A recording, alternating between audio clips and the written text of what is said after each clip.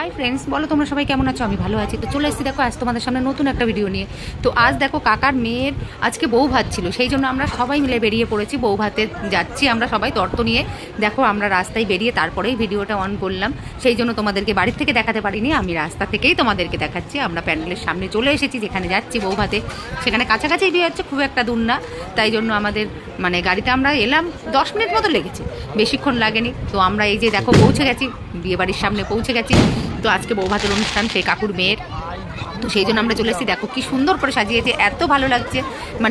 ওই বিয়ে বাড়ির থেকে বউ ভাতের অনুষ্ঠানটা সত্যি খুব ভালো লেগেছে, অসাধারণ লেগেছে।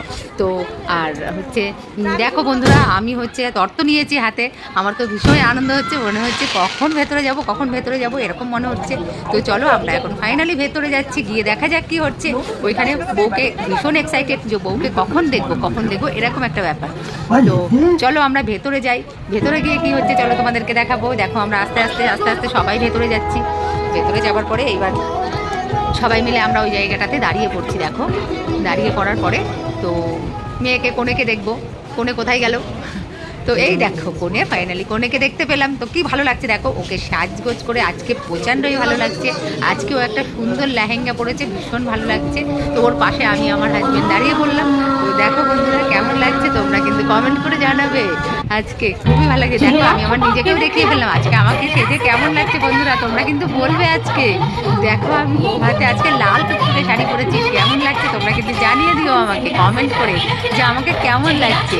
তো দেখো আমার হাজবেন্ড আমাকে একটা পকোড়া এনে দিল, তাই খাচ্ছিলাম। তো এই দেখো আমাদের মেয়ের সঙ্গেও আমরা পকোড়া খাচ্ছি দাঁড়িয়ে। তো চারিদিকে ফুচকা তো আমি খাই না, তাই জন্য ফুচকার ওখানে যাইনি। আমি শুধু চিকেন পকোড়া খাচ্ছিলাম। আমার ভীষণ ভালো লাগে চিকেন পকোড়া, সেই জন্য আমি চিকেন পকোড়া খাচ্ছিলাম। তো দেখো বাইরেটায় প্রচুর লোক ছিল, ওরা প্রচণ্ড ভিড় ছিল। তার ভেতরেও আমরা দাঁড়িয়ে পকোড়া খাচ্ছি আর এনজয় করছিলাম। তো ফাইনালি আমার হাজবেন্ড বলে চলো আমরা খেতে বসে যাই, অনেকটা রাত হয়ে গেছে, যেহেতু প্রচুর লোকজন তাই জন্য আমরা খেতে বসে গেছি। দেখো আমরা খাবার জায়গাতে চলে এসেছি, ফাঁকায় এই মুহূর্তে খেয়ে নিই, তাহলে প্রচণ্ড ভিড় হয়ে যাবে, তখন আর ঢুকতে পারবো না। সেই জন্য আমরা চলে এসেছি, আমরা বসে পড়েছি খেতে। এইবার দেখা যাক কি মেনু করেছে আর কি দেয় দেখা যাক। দেখো ফার্স্টেই দিয়ে গেছে নান আর চানা মশলা দিয়ে গেছে। তো আমি তো নান খাই না, তবুও আমি একটু নিয়েছি। তো নিয়ে এইবার ডালে দিলাম, তো ভালোই লাগলো খেতে, খারাপ লাগেনি। এইবার দিয়ে গেছে এঁচোড় চিংড়ি আর ডাল। তো আমার তো ভালোই লাগছিলো। তো মুড়ি ঘন্ট ডালটা আমার ভালোই লাগে, এঁচোড়টাও ভালো লাগছিলো। তো আস্তে আস্তে খেতে শুরু করলাম। খেতে দিয়ে গেল মাটন। দেখো আসলে ফাইনালি কি দিয়ে গেছে, মাটন আর রাইস দিয়ে গেছে। তো ভীষণই ভালো লাগছিলো মাটনটা, যাক খুবই ভালো লাগলো। তোমরা আমার মুখের এক্সপ্রেশন থেকেই বুঝতে পারছো কেমন লাগছে বন্ধুরা। তো ভীষণই ভালো লাগছে। এইবার লাস্টে দিয়ে গেল চাটনি পাঁপড় মিষ্টি। দেখো বন্ধুরা আমি তো মিষ্টি ভালোবাসি না, আমি একটা মিষ্টি নিয়েছি, সেটাই আমি খাচ্ছি।